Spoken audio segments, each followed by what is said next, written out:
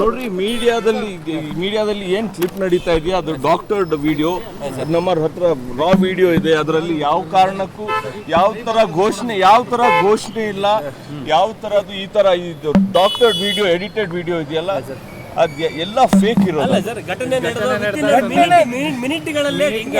ಘಟನೆನೇ ನಡೆದಿಲ್ಲ ರೀ, ಅಲ್ಲೇ ನಾನೇ ಇದ್ದೆ. ಅದ್ ಘಟನೆನೇ ಇಲ್ಲ. ತನಿಖೆ ನಡೀತಾ ಇದೆ, ನಡೀಲಿ. ನಿಮ್ಮನ್ನ ವಿಚಾರಣೆ ಮಾಡುವಾಗ ಕನಿಷ್ಠ ಎಷ್ಟು ನಿಮಿಷ ಬೇಕಾಗುತ್ತಲ್ವಾ? ಈಗ ಆರ್ಟಿಫಿಷಿಯಲ್ ಇಂಟೆಲಿಜೆನ್ಸ್ ಅಲ್ಲಿ 10 ಸೆಕೆಂಡ್ಸ್ ಅಲ್ಲಿ ನೀವು ವಿಡಿಯೋ ಮಾಡ್ಬೋದು. ನಮ್ಮ ಹತ್ರ ರಾ ವಿಡಿಯೋ ಇದೆ. ಆ ರಾ ವಿಡಿಯೋದಲ್ಲಿ ಯಾವ ಕಾರಣಕ್ಕೂ ಆ ತರ ಚಿಹ್ನಿತ ಘೋಷಣೆನೇ ಇಲ್ಲ.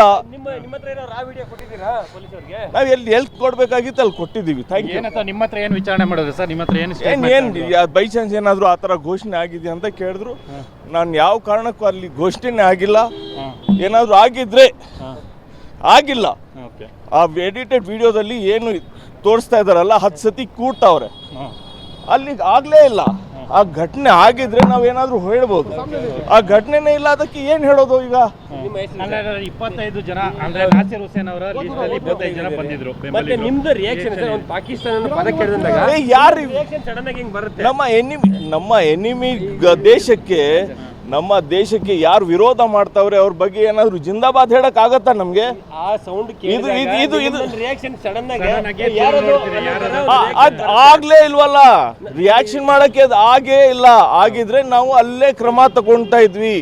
ಅಲ್ಲಿ ಏನಾದ್ರು ಆಗಿದ್ರೆ ನಾವೇ ಅವ್ರಿಗೆ ವಶಪಟ್ಟು ಪೊಲೀಸ್ ಅವ್ರಿಗೆ ಹ್ಯಾಂಡ್ ಓವರ್ ಮಾಡ್ತಾ ಇದ್ವಿ. ಆಗ್ಲಿಲ್ಲ. ಸರ್, 25 ಜನದ ಲಿಸ್ಟ್ ಕೊಟ್ಟಿದ್ದೀರಾ? ಯಾರ್ಯಾರು ಇದ್ರು, ಯಾರ್ಯಾರು ಬಂದಿದ್ರು? ನನ್ಗೆ ಅದು 25 ಜನ, 30 ಜನ, 50 ಜನ ನನ್ಗೆ ಏನು ಗೊತ್ತಿಲ್ಲ. ಇರ್ಲಿ ತಗೊಂಡಿದ್ದಾರೆ, ಅವರೆಲ್ಲರೂ ಮಾತಾಡ್ಲಿ. ನೋಡ್ರಿ, ನಾವು ಈ ದೇಶದಲ್ಲಿ ಇರೋರು, ಈ ದೇಶದಲ್ಲಿ ನಾವು ಬದುಕಿರೋದು, ಹುಟ್ಟಿರೋದು ಎಲ್ಲ ಆಗಿದೆ.